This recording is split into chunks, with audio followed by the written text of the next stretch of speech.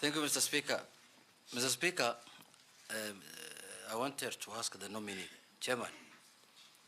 You see, he is here as a nominee I forgot, Chair. and not Speaker. I forgot, Speaker. as a chairman of any formation out there. Honestly, Actually, I hope, Mr. Speaker, he was not referring to me being the chairman of ODM. I've already resigned. oh, Yes.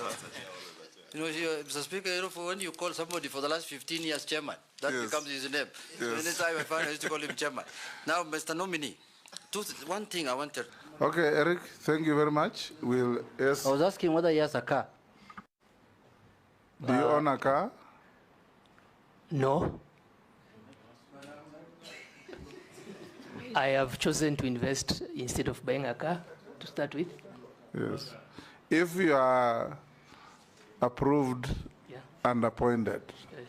and you get into the office, and tomorrow a major contractor in the water sector comes and offers you a car, will you take? Mr. Speaker? Yes. Now that the nominee has said he doesn't have a car, and he has never owned one, I wanted to know what is his dream car? Which one are you looking?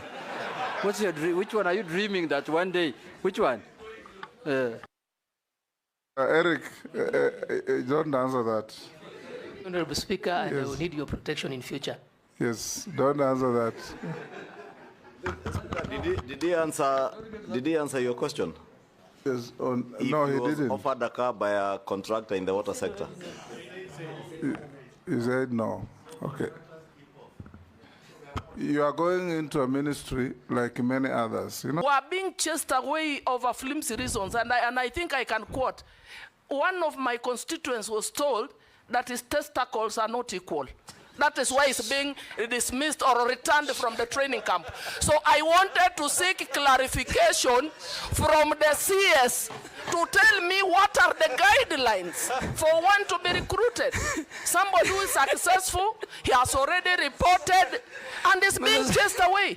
I wanted it to secure that law so that my constituents do not lose it as a representative of the people of Teso Mr. Speaker, Oh, yes, what's your point of Honestly, order? Okay, Mary. it was very sad indeed. And my constituent lost that slot because I could not get the CS to clarify. We hear you. Yes. In fact, I had to look for a chairman of a committee to call the CS on my behalf because I thought because I'm a small person, he can't pick mine. You are an He MP. actually picked, but I was not helped. I was not helped. I am speaking on behalf of the people of Teso South. Good. But you are vetting him on behalf of Kenyans. yes. Yes, on behalf of Kenyans. Yes. And it did not only happen to Teso South. Many Kenyans were returned from the training camp. And we are told those slots were sold again to some waiting rich guys with 1,700,000. It cannot continue. And we made it very clear to the CS nominee for defense that it should not repeat itself next time. Yes, Junet. Mr. Speaker, I want to sympathize with my colleague. And that issue has been rampant, people complaining. But the only thing I'm wondering with is if the CS of defense by then could do measurement of testicles. It's what I don't know. That's what I don't know. Mr. Speaker, let me, because it's a, Mr. Speaker, let me make it very clear Yes. that the grounds given for the rejection of that recruit from Teso South is valid. Next year, if such a person comes, he will not be recruited into the Kenya Defense Force. Mr. Speaker, Kenya Defense Forces recruitment is different from the recruitment of the police. When people go are recruited at the sub-counties. In your absence while you are away, we used to have Baba while you are away, but while you are away, that a new IG was appointed. He's still away. He can't answer that. No, but that what is your take?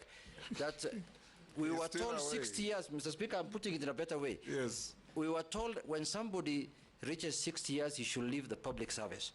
Are you aware that a new IG has been nominated who's 64 years or 63 years, who has retired, who is being recycled? I don't know what extra thing is going to bring. And my last question is on illicit brews. The Interior Ministry has been accused by the Deputy President of sabotaging the war on illicit brews. Is the war on illicit brews only being waged in Mount Kenya? What aspects of this war are being undertaken in the Interior Ministry, and what is being done by the Office of the Deputy President?